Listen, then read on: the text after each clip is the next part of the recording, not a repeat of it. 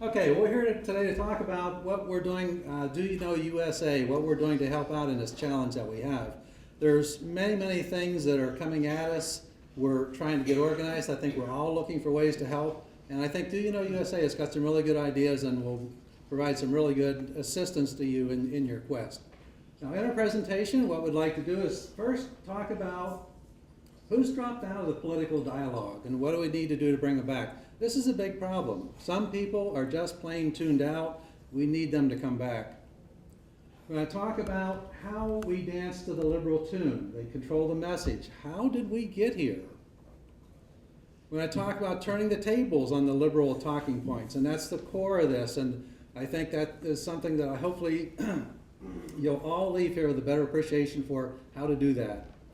We're going to get some tips and tools from the Waking a Sleeping Giant book. It's wonderful reading, and the tips and tools that Anna is going to present is very helpful. Then you're going to get an opportunity to practice. So we'll talk about some of these techniques, and then we're going to give you the opportunity to actually put them into work. So that'll be fun. And then we're going to finish up by talking about something we call citizen briefs. This is a Do You Know USA product. It helps to get you informed on important topics, and it's going to be helpful in executing the techniques you're going to learn today. So it's a twofold benefit. Waking the Sleeping Giant. This should be required reading. If you want to know how the heck did we get here and how do we get out of this mess that we're in, this book should be required reading. It's an easy read. It's 177 pages, and I highly recommend it. Start off, let's look at what we're faced with. Minority rules. It's not the way it's supposed to be, but that is the way it is in this country. 20% of the population controls our country. That's just the way it is. Unfortunately, that 20% is the hardcore liberals. The 80%, the mainstream, we're kind of standing there looking at each other, again, wondering, how in the heck did this happen? How did we get here? Now, there's hope in this too, because we do have the numbers, and anything you look at that talks about conservative versus liberal versus moderate, the conservatives are always ahead number-wise. Our problem is we've allowed them to control the message, and that's what this is about tonight. So let's talk about how did this happen? How did they infect our systems? And this is the key.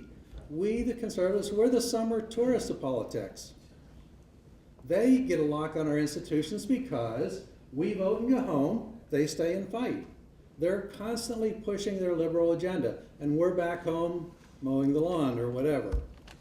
We throw them out of office, but we don't throw them out of power. They continue to push the liberal agenda even if they don't get elected, and to them an election is almost an extra benefit because they're pushing their agenda whether they get elected or not, and we, again, are back home doing whatever.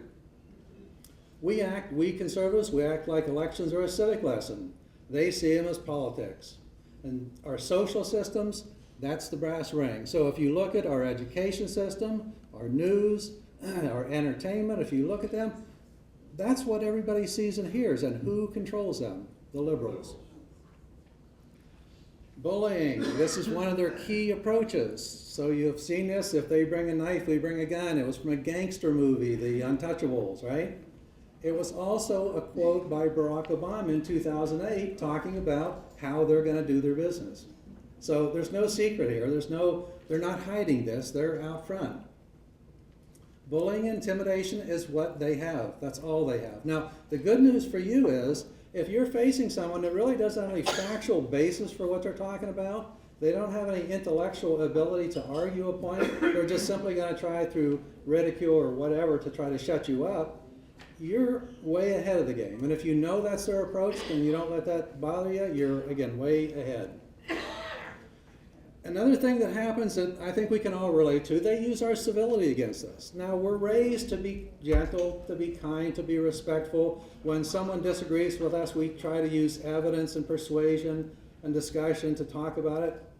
That's not what they're about. They're about intimidation. So they use our civility against us. They get angry. And by our nature, we tend to say, well, gee, they're mad at, maybe there's something I did do. And we tend to immediately be on the defensive. We're trying to have them not be angry, and we'll present the evidence and the reasoning and the rationale for why they shouldn't be angry. You just have to understand that's their plan. They're not really angry. That's their plan. Rules for radicals. Rules for radicals. Very good. And the result of that is they control the terms of the debate. Just plain and simple, that's what's been going on for many years.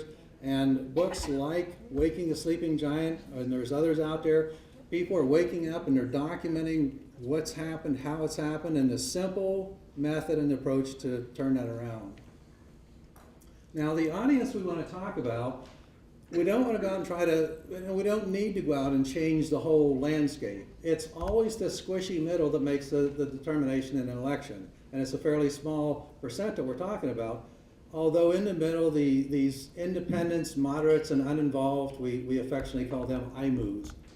They actually make up about 30% of the electorate, but really we're only talking about even a smaller segment of that we need to reach, that we need to wake up and get them to understand facts. And once they do, again, they're not in the liberal category. They just simply have been misled. A segment of those folks are uninformed, and we put this up here simply because there's two different ways to approach these people. And you have to understand the people that are uninformed, these are the ones that have dropped out. This is a sad state of affairs, but there are a lot of people that don't want to know. They just totally tuned out. So when you encounter one of them, you've got to be very short in your discussion. You can't be harsh or you can't be too political. In other words, you've got to just focus on facts.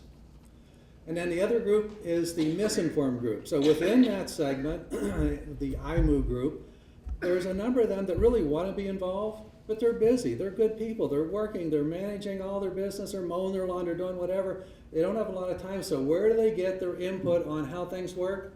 From the news media. So mainstream media has them misled. Now, when you encounter one of them, you'll hear some of the liberal talking points, but not the anger. So these people are not necessarily angry. They'll just say, well, Ryan's kind of radical. But they won't be all frothing at the mouth when they say that. So you can kind of tell the difference. Once again, just to kind of finalize, the hardcore left, don't seek them out. And just recognize that we never, ever intended to. This country was not founded on 100% of the people being on board. It was always a case of the majority leading, and that's still what we have.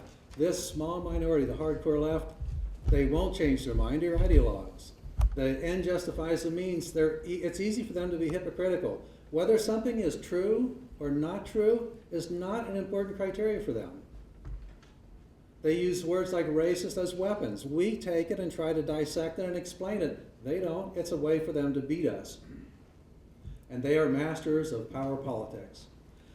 And now I'd like to turn back over to Ann, and we'll hear a little bit about the tips and tools and techniques. Right. Okay. Too fisted here. Like a fisted drinker. Come on. All right. So, what can we do, given this state of affairs that Dan has painted for us? When we are dealing with the hardcore liberal, as he said, you don't want to seek them out. You want to stay away from them because you're not going to change them. But in this world, you are going to encounter them. And so what can you do? For one thing, if you can come back with some of the wonderful retorts that will help you develop, you'll show them up for what they are. So if you're in a group, other people will see that they too are paper tigers and are not very nice people even. Also, look at that poor little sucker. You can sap their political strength. And if enough of us do it and start fighting back, it's going to take the wind out of their sails. Because because they don't have a lot of knowledge, really, they just have talking points. Once you start piercing through those talking points, they're lost. And you know how the batter on deck will swing two bats because then it makes the one bat feel lighter and he can do a better job? Well, that's kind of what we're doing when we deal with the hardcore liberal. We're practicing with two bats, you know? And if you can combat and come up with a good retort for the hardcore liberal, it's going to be easy on the reasonable people that we have to deal with.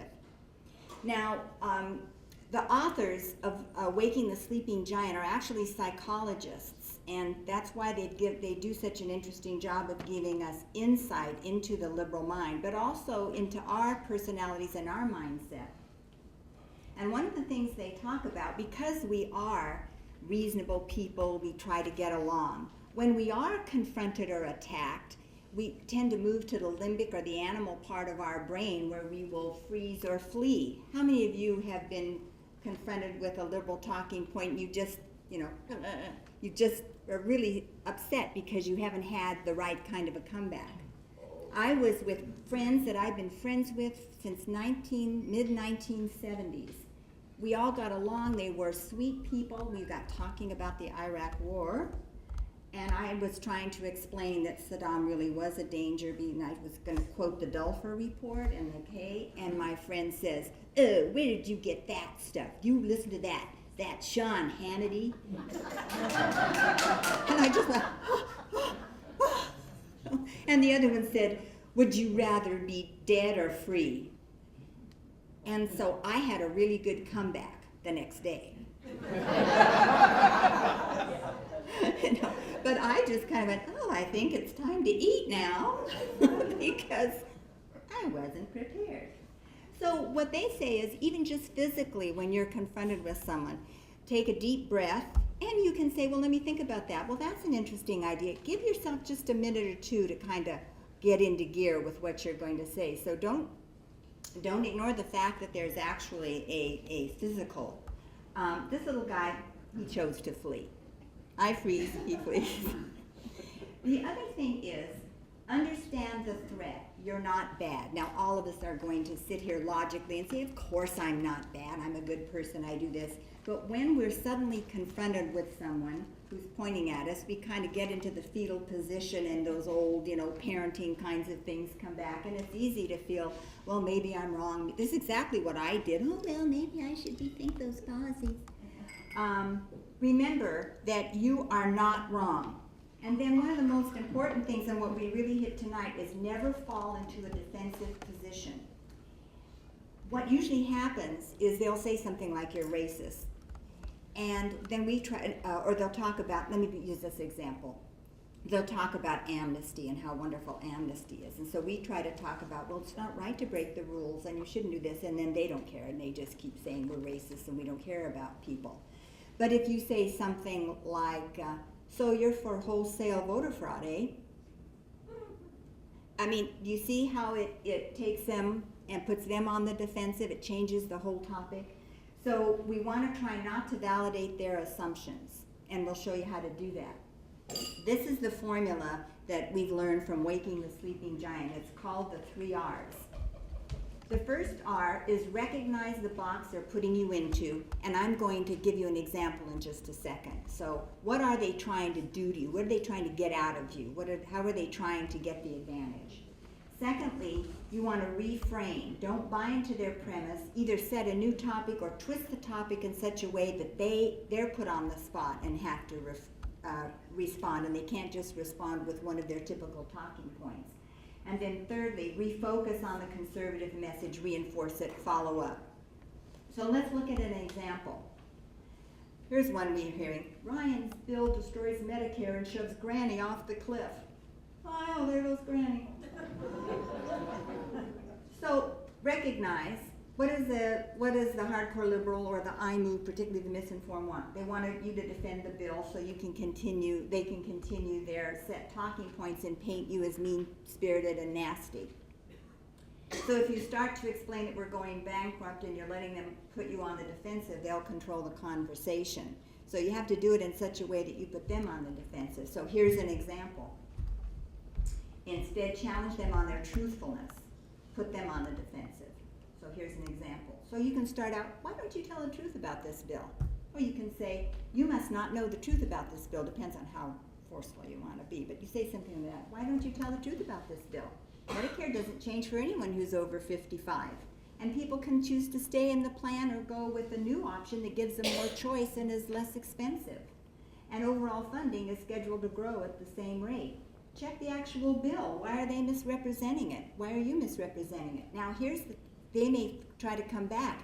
And if you've put it this way, you can just consider the conversation over until they search out the truth. Say, it's fruitless to discuss this until you get the facts. And you've kind of done away with them. If you call them a boogery moron, that works out pretty well. Yeah. Well, it's very... I'm just saying. I know. It's very cathartic. Yes. That's one of the reasons we get together, is to cathartic, as I say. Okay, here's another refrain. Guns kill innocent people. Any civilized person or country would ban guns. Recognize they have the moral high ground. They care about people unlike you. And this is a good one. I have to admit I got this idea from Roger Hitchcock, but you can use humor and irony as a comeback too. So, for example, you say, well, here's a great way for you, liberal, to show your support for banning guns. Make a sign that says, I support gun control, there are no firearms in this house, and post it in your front window. Is that great or is that great? Yeah. And I have a dear friend who's, she is a sweet friend. She's very liberal. She just is mad about, frost at the mouth, as someone said, about wanting gun control. And she's had a few physical problems, so I can't beat up on her right now, but I can't wait to use this on her. Okay. So, let's practice. So now, we need to do some handouts. And can you help? We need to hand out. Would you do the feedback form to give them that so they can, and then we're going to hand out these techniques. I'll make a comment on how we talk to these folks when we're trying to talk to an IMU.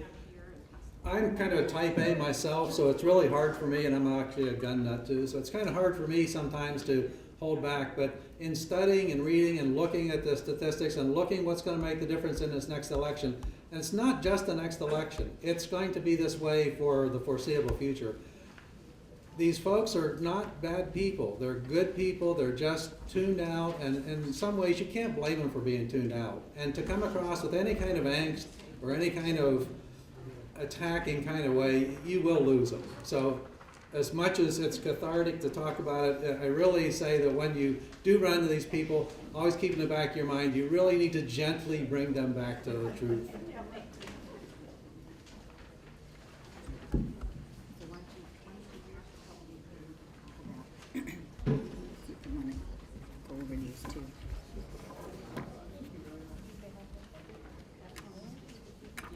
Do you want to do one now?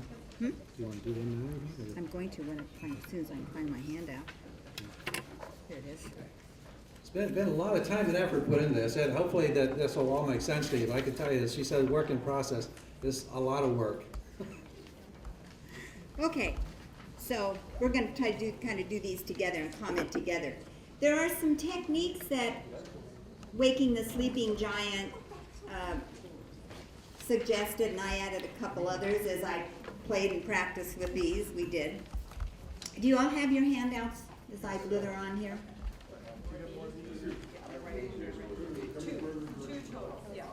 Okay. Also, when you, at the end of the session, or when you fill out your feedback form, would you give it to Carla? Yes. Okay, thank you. As close to your mouth as possible because they can't hear it when you Like a lollipop.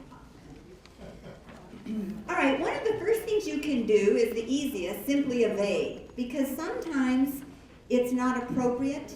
It's not an appropriate setting. Your little old grandma might be there, or a child who shouldn't hear this. So you can evade. Also, you can evade by simply changing the topic and bringing up another a neutral topic, or bringing up another political topic. So if they blah, blah, blah, you can just say, well, we have different points of views represented here. There's a better time to discuss this. I'm talking from the page 1, techniques for reframing. Do y'all see where I am? Or you can just say, I don't see that as significant. I think a critical issue is, whatever.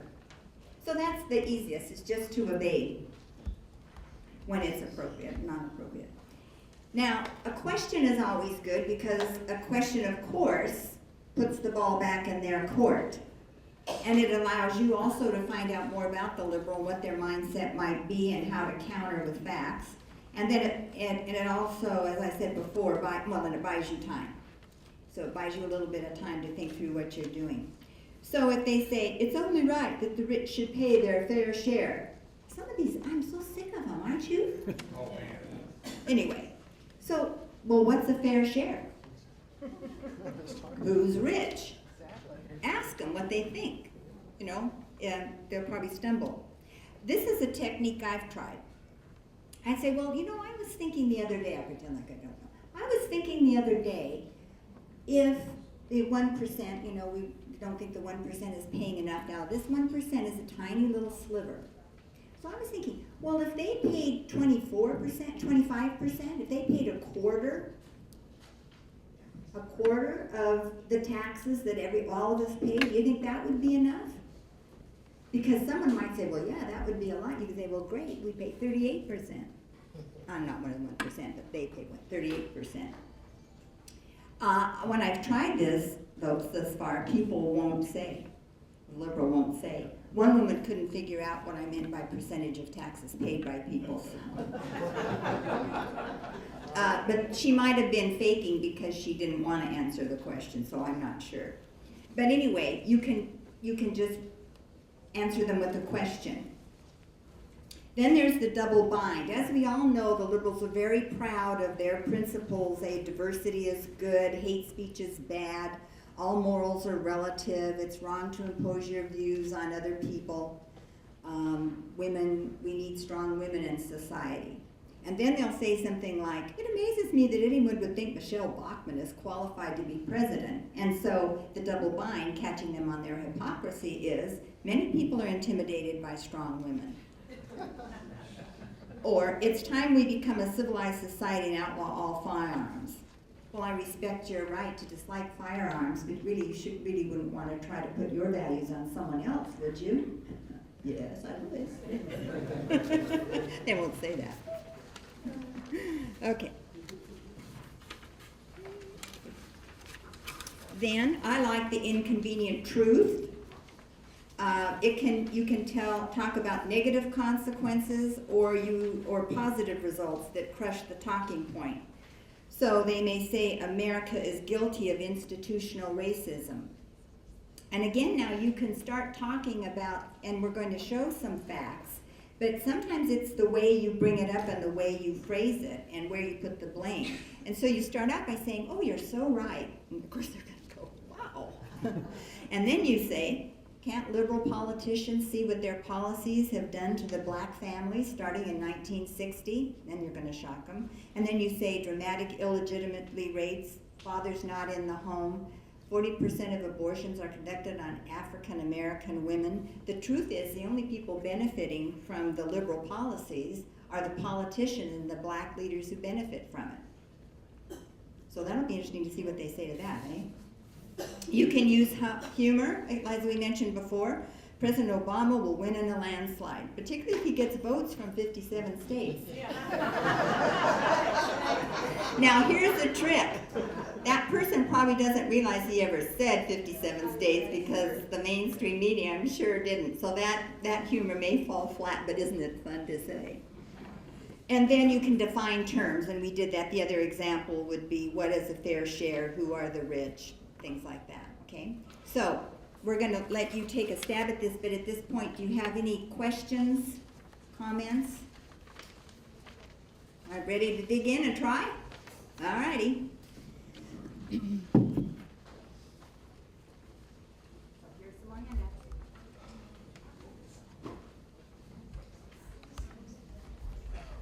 I have a question. Yeah. Do I understand in the first column here that one of your techniques is evade? Uh-huh. Why would you do a thing like that? Because that gives them an opening that would play right into their hands. Why don't you do exactly what they do, is throw everything against the wall to confuse the issue until you can bring yourself together. But when you evade, you run for cover, you play right into their hands.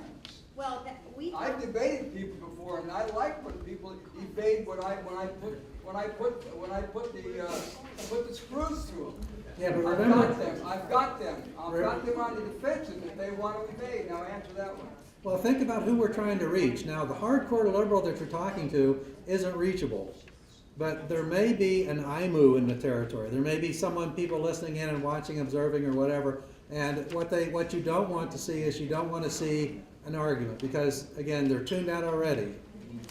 Now, if they see you respectfully saying, we disagree, there's not time to talk about it now, or finding a convenient way to exit, if you're not prepared, it's better than letting them have their way, or it's better than trying to, again, fighting their anger with your anger. Just won't reach the people that we need to reach.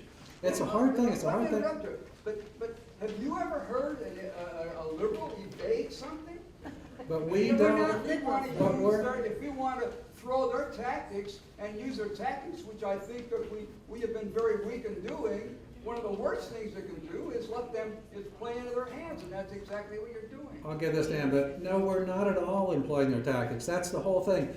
Their tactics are bullying and intimidation, and we're taking the position of we're going to not let them knock us off track, but we're going to continue to present in a civil way facts about important issues.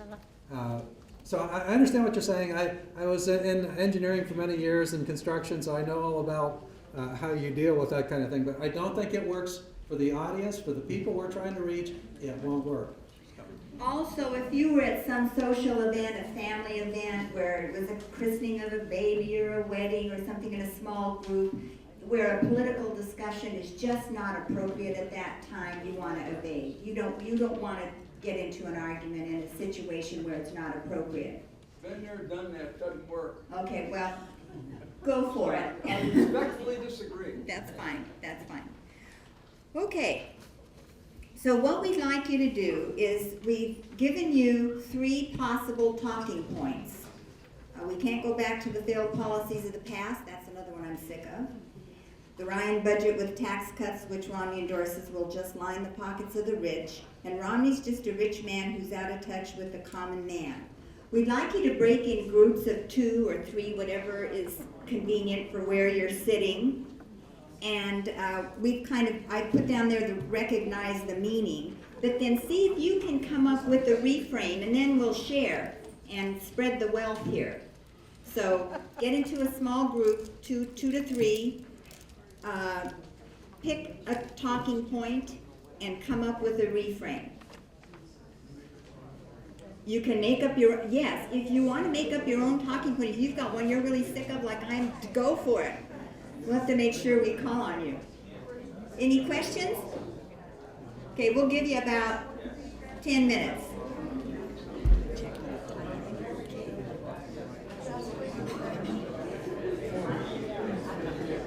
I would like to add to Dennis's there that if you don't want to repeat the failed policies of the past, then we don't want to repeat the last 3.5 years. Yeah, he has a pass now, doesn't he? One that we came up with was Phil Paul's pass.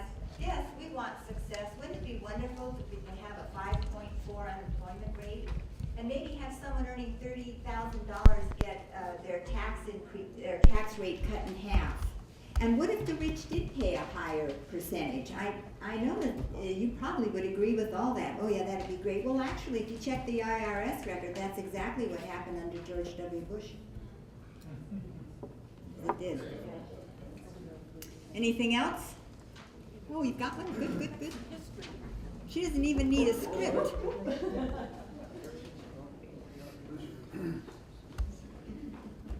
Yeah, we came up with this one on our own.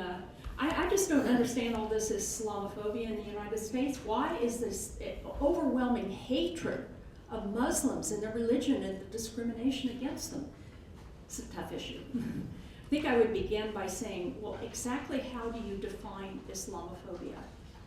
Because my understanding of phobia is that it is an unreasonable hatred.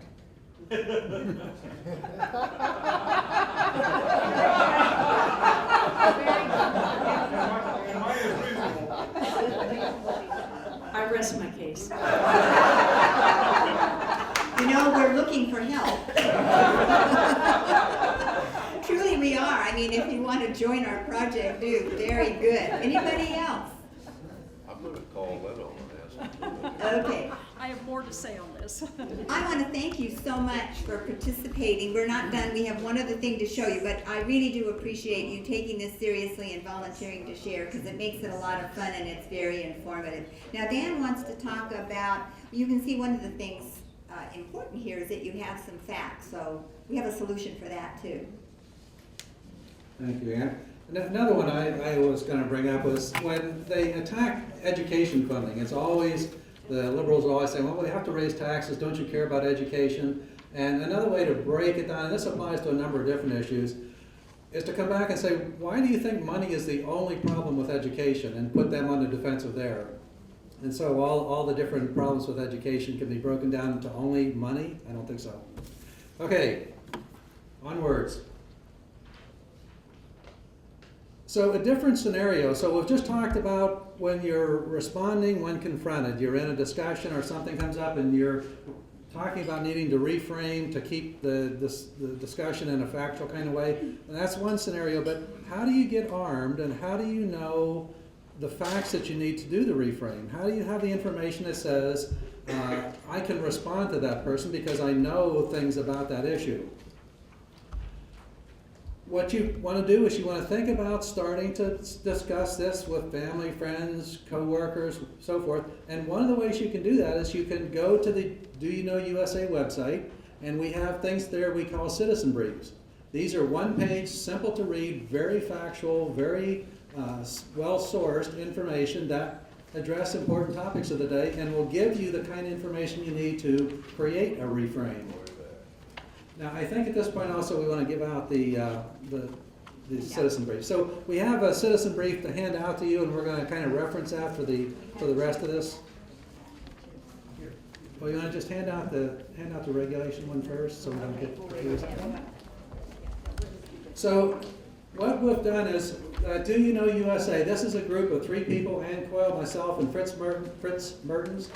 We have sort of concluded that we are drowning in information. And so what we need is we need something that we can boil down to one page. It needs to be visually appealing. It needs to be something that has facts about important issues, and people will come to trust it. We've tried to brand it, so you see the Do You Know USA, the little outline of America there with the flag and the Do You Know USA. We've tried to brand it so that we'll get people believing that when they see something with that brand, it's going to be honest and legitimate. Now, citizen briefs look like this. There's one being handed out to you right now. We're going to begin referencing here in just a moment. But right now, there's 16 on our website, and it's not going to be ever overwhelming. We think 25 of these covers enough of the important topics to give you information that will let you respond and help you develop these reframes. The goal we came up with, and we started drafting these citizens briefs well over a year ago, and it was actually before we came up with this concept. But the goal is to educate and inform the IMOOs. And this is important issues of our country. We need to enlighten them. And we're going to end our presentation with a note from Thomas Jefferson that's going to kind of address this the same way. We need to enlighten them. These are good people we're talking about. These are not evil people that we need to convert. We just simply need to give them facts. When we developed our citizen briefs, the characteristics we adhere to, they have a thoughtful understanding and focus on IMOs. Once again, these are important people and they're good people. They're nonpartisan information. They talk about important issues, not behaviors, not things we like and don't like. We talk about issues. Avoid political labels, criticize with care, never angry. Remember, this country's been hearing that Barack Obama is just next to the second coming, right? So anything you do to criticize is going to automatically alienate a number of people. So don't do that. Talk about principles rather than values. The principle of free market is easy to talk about. That's what you want to convert and bring people to. When you get into the value area, as important as it is, it's much mushier. And all of us have different bases for our values. So we stick to principles. Provide facts, specific information, and reliable sources. Now, these people that are tuned out that are so important for us to bring back, those 3 components must be as high quality as possible. If they find any of those 3, that's not really a fact, or that fact isn't true, or getting murky. It's not really a specific issue where they don't trust your source. We do not use Fox News. We do not use Rush Limbaugh or Sean Hannity for sources because you'll lose these people. And though we may believe what they're saying is true, it won't reach the audience we're trying to reach. We used a lot of government documents, actually, they're very damning. Right. If you go, for instance, and look at the spending, there's a spending citizen brief, and the chart on there, when you look at it, I think it would make most people run screaming out of the room. The link to it is to the government, the White House spreadsheet on the budget. So none of this stuff is made up. What we try to do is on one page is tell a compelling story. We want it to be easy to read, but we want it to be compelling. And so now we'll go through the example, and let me grab one. So this is the citizen brief on regulation and balance. Now, the approach I took here, and I did this one, is I started off with a little bit of humor. So we're talking about the amount of words in the Gettysburg Address, the Declaration of Independence, and then what the government has written to control the sale of cabbage. So just a little bit of humor. But then also note that all regulations are not bad. This is a complex world we live in, and the government does have a role. But what they're doing now is this overlapping, overreaching, redundant regulations that they're doing are no longer accomplishing the purpose that they originally planned to do with regulations. We then want to throw things out there that are startling, and we always try to find the most striking facts we can. I can assure you, very, very few people know this, but when in that first bullet there, it's talking about the cost of regulatory impacts to the average citizen is greater than the cost of health care. Now, it's linked right to a source. You can look at the bottom of the sheet that you have there. You can go to the website and research it. This is not our words. This is straight from the SBA.gov. Most people don't know that. That's a huge amount of money we're talking about. Then we talk about the impact on small business. $10,000 per employee per year. That's the impact on small businesses due to regulatory requirements. It's killing a small business. And there's 30,000 new pages of regulations in draft right now about Obamacare, many of which address small business.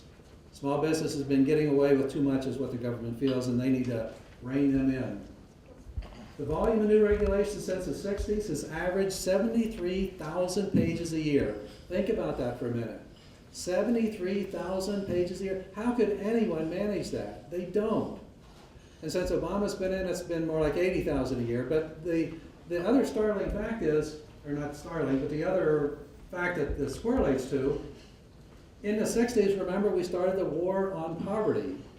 Gee, isn't that coincidental that that's the same time that all this regulatory overreach started? Bureaucrats are legislating by regulation. They've gotten so arrogant now, so they can't pass cap and trade, so they have the EPA do it. Whatever it is they want to do now, they're just going to use regulations to do it. And it's been going on for quite a while. And this is not just this administration. This has been going on for some time.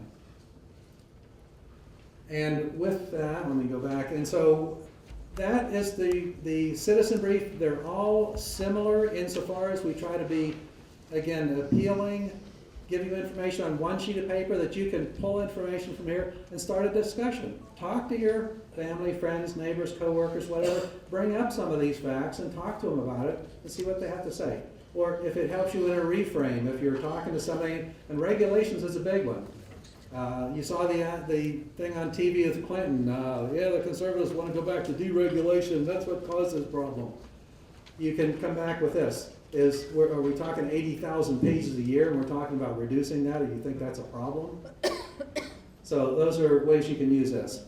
And next, then, we would like to talk to you a little bit about, yes, question? How many of these citizen briefs do you have on the computer? Currently, we have on our website 16. 25 is our target. We came up with 25 topics that we thought were important, and if we could address all of those in this kind of fashion and then maintain it, because some of these are already getting old, some of these are a year old, and then keep them updated, that would be our goal. Right, they're PDF files, you can download and print them and so forth, yes. Thank you. Any other questions? Website is on the bottom of the handout that we gave you. It's www.doyouknowusa.org. Any other questions? So I think we have about 4 minutes. Yeah.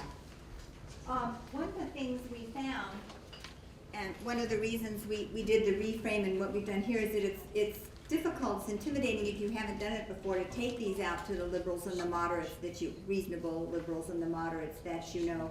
And so we've developed a scripts that you can use that are on the back of this. And I don't know that we have time to go through the actual script, but Dan and I thought we'd just kind of role play it for you so you see how it works. And he's going to be the conservative and I moved. Okay, and look, we also put the goal up top, so you can think about this when you look at these citizen briefs on the website, and you can think about, well, what would be my goal if I wanted to talk to somebody? How would I summarize my position on regulation? And that's the purpose of the goal. So I'm initiating a dialogue. I'm talking to my liberal friend Ann here, and You know. according to the Small Business Administration, the cost impact of regulation of the average citizen is greater than the cost of health care. I had no idea that regulation was so costly. Are you kidding me? A lack of oversight almost caused the next Great Depression. What do you think about 73,000 pages of regulation being added to the government every year? 73,000 pages a year. How much money goes for the lawyers, accountants, and staff to deal with the regulations? And then, again, to follow up, if you know facts about the topic that you're talking about, Waking a Sleeping Giant makes the point that if you fire off 3 facts on a particular topic, there's some human trigger that's triggered. It's like, wow, that person must know what they're talking about. So it's a good thing. And the 3 we have here, Health and Human Services is expected to release 30,000 pages of new regulations, mainly aimed at small employers. What happened to Congress making laws? Did you know the U.S. Chamber of Commerce reports that small businesses spend over $10,000 per employee per year on regulatory costs? No wonder they can't hire. Surveys by business groups regularly cite government regulations as one of the top 3 concerns for small business growth. So it's kind of an elaborate discussion and reframe, but that's how it works. And the concept of you getting armed and then starting a discussion, so you've got a citizen brief or research on your own. We're drowning in information. It's out there. And you develop the approach, and then you talk to, again, family, friends, neighbors, coworkers, whatever. And in that discussion, be prepared. Be prepared to hear the liberal talking point, and then be prepared to come back with facts. And we will always win because we got the numbers, and the facts are absolutely on our side. What's going on today is outrageous, but people don't know it. People don't understand it. So we have everything going for us. We just need to get the boots on the ground doing this. Yes, ma'am. There's something I just read today about regulations. For the oil industry to drill in the Gulf again after Obama took it out, Yeah. it will cost them anywhere from $90,000 to $1.4 million to get through the regulations. Yeah. That's Oh, just the that's- regulations, that's not for the oil drilling permit. Right. Oh, the stories are just, the Keystone Pipeline is a good one. The stories are just everywhere. And it's again the issue, we are just absolutely drowning in information. These stories, some of them are 7, 8, 10, 12 pages long. You're trying to read this big, long story. The people we're trying to talk to won't do that. It's up to us, the conservatives, the people that have the passion for bringing these people back to the fold. It's up to us to find a way to get information in a good, succinct, clear way, and then take it to them in this kind of fashion. That's the only way it's going to work. So, thank you so much for your attention. If you have questions, you can call us, go to our website, and just have fun with these reframes and these tools, and let's win in November. I'm Nancy Reichel, and I am Yorba Linda City Councilwoman since 2008. I'm running for re-election this year.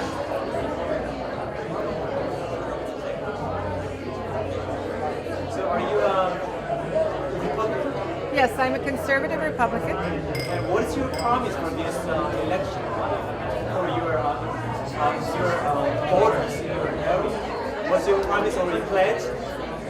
What's your, if you are re-elected, what's your promise? If re-elected, I will continue to work to balance the budget. We've had some fiscal issues in our city, and we recently put out for bids our police contract for the first time in 42 years. by doing so, we found that we've been overcharged for at least 5 years, and we saved $10 million for the next 5 years by contracting with the Orange County Sheriff. So that will be implemented in May of 2013, and we're looking forward to that. Hopefully it will be a smooth transition. I expect it will be.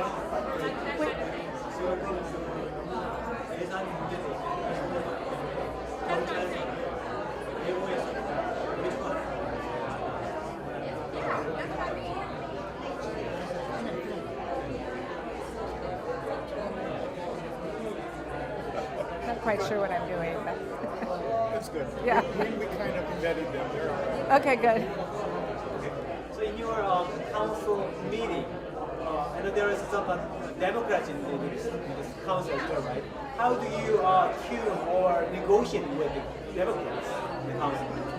Well, our community is largely Republican, largely conservative, but of course we do have liberals in our community.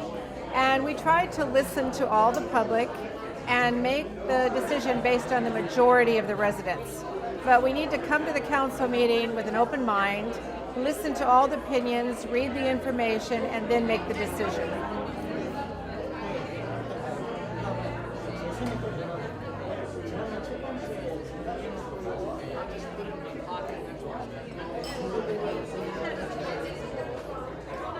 Well, in your opinion, how like this Tea Party movement affect your re-election compared to last election this year? I think the Tea Party movement has brought us back to our conservative roots. And I think it's a good reminder to all politicians, especially, of course, Republicans, of whence we came, what this country was founded on, what the principles were. And I think the Tea Party has done a great job of doing just that. And what I represent is basically that of the Tea Party. And so I find it's very good to help us get the word out and to remind all politicians what we stand for. Okay, thank you so much. My name is Ann Coyle. I live in Santa Ana, California. Are you a Republican and a registered member of the Republican Party? I'm a registered member of the Republican Party, but I behave more like an independent because I see problems with both parties, and I work hard to get my party to do what I think is right, which is sticking to our Constitution, which is a beautiful document. 자기가 멤버이긴 하지만 좀 더 독립적이기 때문에 자기는 헌법을 지지하고 헌법을 자기가 따라서 활동한다. Do you consider yourself as conservative? Oh, yes. Yes.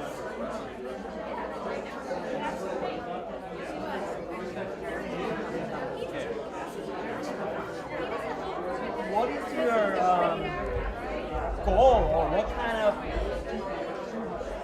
dream or political achievement you would like to make throughout like this kind of meeting? What's your goal? Well, as a conservative, I really think of myself as a constitutionalist, that we have a very exceptional country. Unlike any other, our Constitution and our foundation was not built on any kind of tyranny, but the fact that the people rule and that we have freedoms that come from a higher power. No man, no person can take away our rights. But over a period of time, particularly starting in the 30s, we've been losing those principles, and we have been much more susceptible to large government making decisions until we're almost a welfare state, when 47% of our people pay no income taxes and the other half are pulling the wagon while they're sitting in the wagon. Now that's not totally true, because some of them are veterans, and some of them still work and they pay other taxes. But I want our country to return to its foundational. So you can say that you are trying to keep the old good value of the society. Yeah, the traditional American values of first of all, people do need a safety net, and we need to take care of those who can't care for themselves. But it needs to be primarily the responsible of we individual citizens. That's our job. And when we let the government take it over, we lose part of our moral imperative. 그다음에 대통령 선거랑 포함해서 지역 선거 할 때 당을 먼저 보는데 그 사람의 그게 So the general election is coming up. When you decide who you voting for, do you see whether they belong to their party first or the individual's background or what they have done? Oh, Which was more what do I important? judge? Oh, I judge by their principles and how firmly I feel they adhere to our constitutional principles and the laws of our country. Yes, I look first at that. And then I look at leadership. If they may have the right principles, but can they communicate? Can they lead? Will they be a good model for our country? 개인을 먼저 본다고 말했는데 개인을 먼저. 그러면 때로는 뭐 개인의 정책이 좋을 경우에는 민주당은 선거를 지지할 수도 있고. So sometimes, let's say, if you see certain candidates really work for this community, but he is Democrat, what's going to happen? Would you vote for Oh, it? I'll vote for a Democrat. I have. I've given money to Democrats. I voted for Democrats, yes. That was a few years ago. The party has changed quite a bit. But, yeah, in fact, I'm supporting a Democrat mayor of Santa Ana. Yeah, so it's the person and their principles and do they adhere to the principles I think are important. I don't care what their label is. Oh, I see. 민주당이라도 그 좋은 원칙을 가지고 있습니다. 지원한다. 자, 오바마 케어에 대해서 어떻게 생각하세요? 누구에 대해서? 오바마 케어. So, can you share your personal opinion about Obamacare? Could you summarize it? Yes, it is a huge government takeover of our freedoms. That's the problem with it, and we've been lied to, and it's not going to do, and it's already failing. It's not doing what it was promised to us. 오바마케어가 완전 실패로 생각한다. 너무 자, 그러면 이런 티파티 운동을 사람들이 하는 이유가 뭐라고 생각하시는지 본인의 생각을 포함해서. Well, can you tell us what's the reason why people are involved in like this grassroots Tea Party movement? Why people are actively engaged and actively participating in this kind of political movement? Yes. Well, did you see our presentation? Sure, yes. Well, those of us who tend to be conservatives and constitutionalists, we go and vote, and we just assume our elected officials are going to do the job that we elected them to do.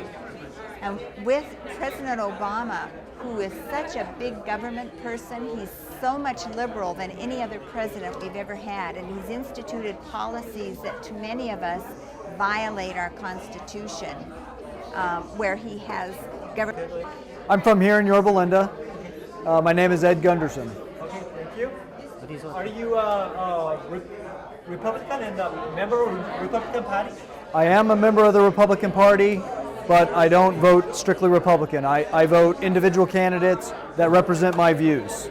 So I don't do any blind voting for any party. 공화당 당원이긴 하지만 당을 보고 결정하는 게 아니라 개인을 보고 결정하는. 그러면은 이런 티파티의 목적이 뭐냐고?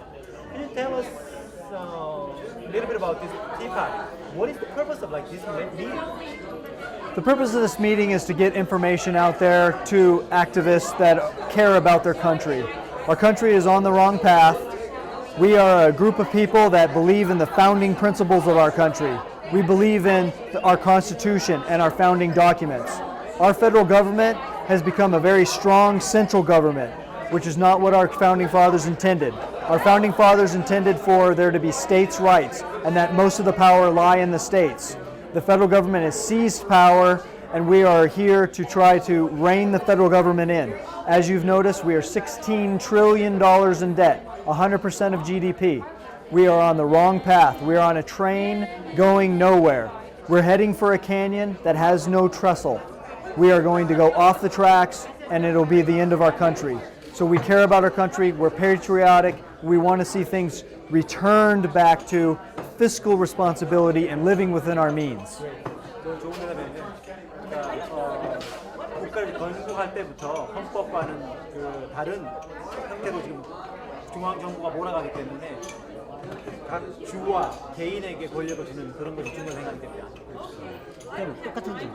자, 땅을 보고 뽑겠는데 개인을 보고 뽑겠는데. So it's kind of a repeating question. In this upcoming election, are you going to vote for any like Republican candidate, or you go for someone who has better principle and better background, what have they done? So you actually vote for someone with individual or party? My personal preference is I vote for individuals. At this point in time, for instance, for the presidential election, I'll be voting for Mitt Romney and Congressman Ryan.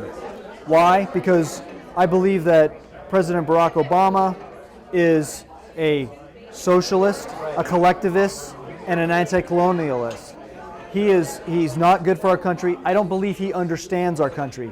He spent quite a bit of his time as a child outside of our country in Indonesia. When he came back, he was mentored by people that were, by a man who was actually a card-carrying communist member.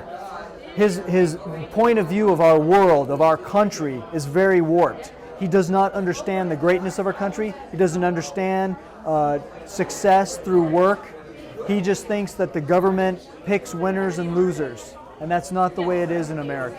America is anyone can succeed as long as you work hard, have the right ideas, and persevere. Well, in terms of local, talking about local level, have you actually elected or voted for Democrats? I have voted for a Democrat before, only once. They were a conservative Democrat. There was a local election. Their social ideology on a social level doesn't really affect my life, but their fiscal conservatism does, because they would be on a local city council. They would determine how local monies were spent, but as far as their social points of view did not matter to me. Well, like this grassroots movement doesn't have a really good connection to each other, and like it's growing by itself. Do you think someday it's going to be a bigger movement, or going to be connected someday? I believe that may happen, but I believe at this point in time, we have these individual groups all over the country of the same mind. They have the same belief systems. They believe in the same America. And what's interesting about it is it can't be attacked, because each group is individual. Each group has slightly different ideas about the way things should be, or different points of view as far as their main focus. So therefore, you can't just find the snake and cut its head off. We're many snakes, and they can't catch all of us. Well, I noticed that you brought in this flag, beautiful flag. I personally really like the symbolism. Could you explain a little bit more about this Don't Travel Yes. flag? Yes, this flag is called the Gangston flag, and it's named after Charles Gangston. He was a general. He was part of the Marine unit that in 1775 there was 5 companies of Marines that were formed to help the Navy go out and block British ships from resupplying their troops. This is the flag that they flew. And so this just represents, hey, don't tread on me. We are free. We will stop you. It's a patriotic flag. 이렇게 됐고, 그다음에 그렇다면 지금 현재 지역에 나오는 지금 지역 후보는 공화당 후보를 지지하는지 민주당 후보를 지지하는지. Okay. So this upcoming election, on your ballot paper, do you support most of the Republican, or do you have any candidates in your mind who is Democrat this time? There is one Democrat on a local election that I will be voting for. The rest tend to be Republicans.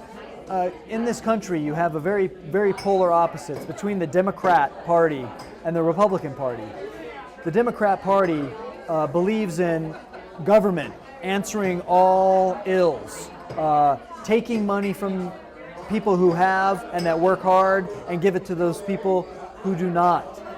And basically, they are out there picking winners and losers.